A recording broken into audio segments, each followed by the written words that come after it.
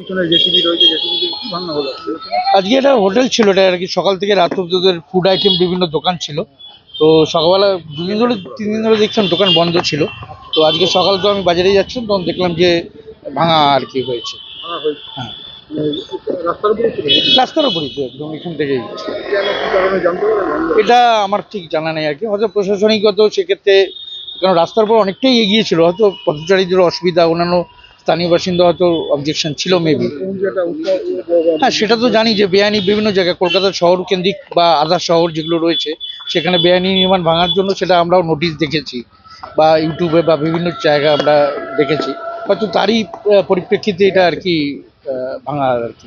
সমর্থন করেন যে বেআইনিভাবে যেন দেখুন, বেআইনি জিনিস হচ্ছে সমর্থন অবশ্যই যোগ্য, পথচারীদের জন্য এবার সেক্ষেত্রে সমর্থনযোগ্য তো অবশ্যই, মানে সাধুবাদই বলবো এটাকে। কোন পৌরসভা?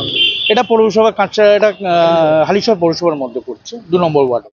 দাদা, গতকাল মুখ্যমন্ত্রীর নির্দেশিকা আর আজ হালিশহর 1 নম্বর ওয়ার্ডে বেআইনি নির্মাণ ভাঙা।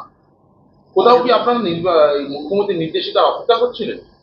না, এটা হচ্ছে গিয়ে প্রসেসটা একদিনে শুরু হয়নি, কারণ নোটিশ আগে করতে হয়।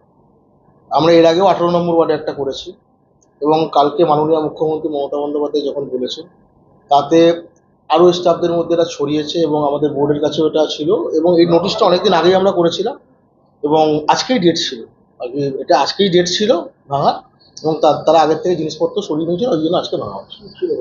তা হোটেল ছিল, বেআইনি হোটেল ছিল, এবং দীর্ঘদিন ধরে আমরা এর আগেও 2বার নোটিশ করেছিলাম, এবং ওই জায়গাটা আমরা খালি করে ওই জায়গাটা আমরা আপাতত টোটো এবং অটো স্ট্যান্ড করে দেওয়া হচ্ছে। আপনাদের নোটিশে কর্ণপাত করেনি মালিক পক্ষ? না, তারা মালপত্র সরিয়ে নিয়েছিল এবং দোকানটা আর খুলছিল না।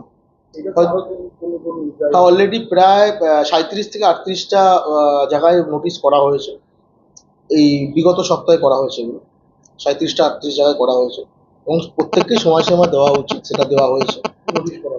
নোটিশ করা হয়েছে যে ইলিগাল কনস্ট্রাকশন রয়েছে, তাদের কাছে সহযোগিতা চেয়েছে, আশা করি নিজেরা নিজেদেরটা পরিষ্কার করে নেবে। তারপরে না হলে আমরা আইনতভাবে মিউনিসিপ্যালিটির যে আইনের মধ্যে পড়ে সেভাবে যেটা করার পুলিশের পক্ষ থেকে সহযোগিতা করা হবে 100% হালিশহর থানা সহযোগিতা করছে। দাদা, একটা দোকান নির্মাণ মানে তার রোজগার বা পেটের জন্য এই যে নিয়ে দেওয়া হলো, তারা কি সেটা কি আপনারা কি বলেছেন? দেখুন,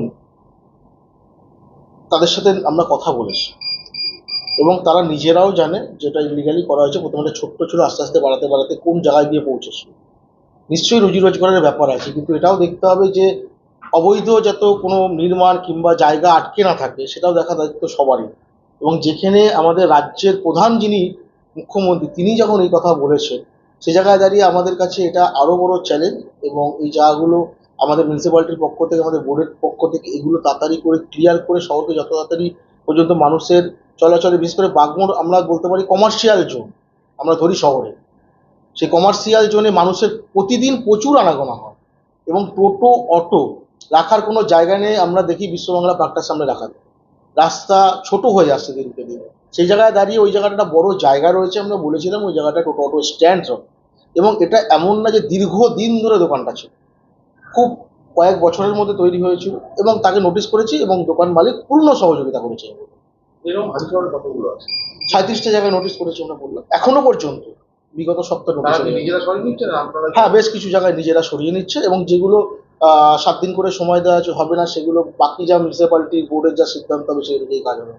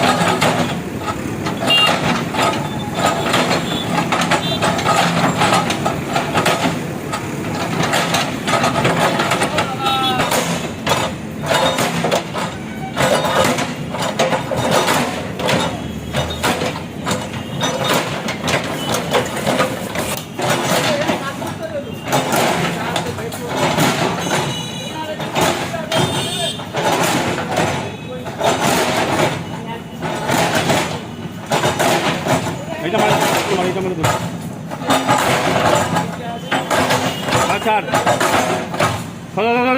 তুমি দাঁড়া লাটগুলি সব লাটগুলি সব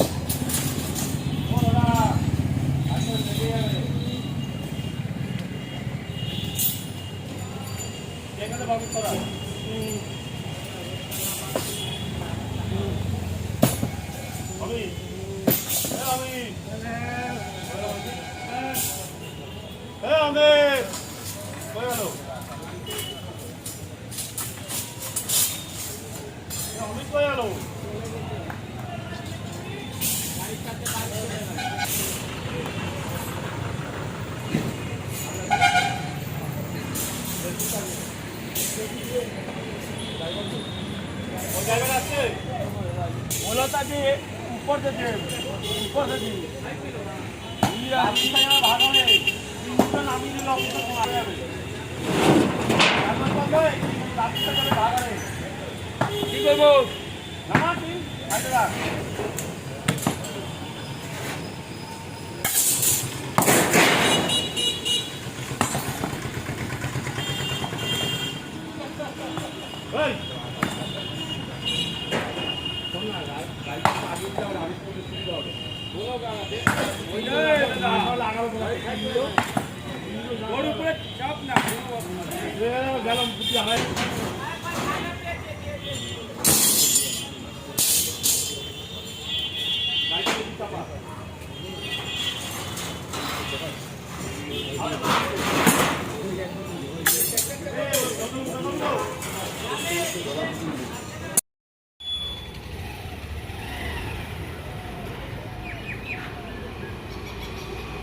অটোগুলো দাঁড়ায় না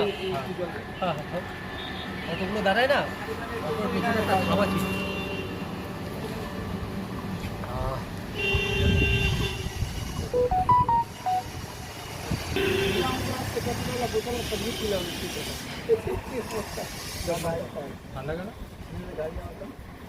বরফ ছিল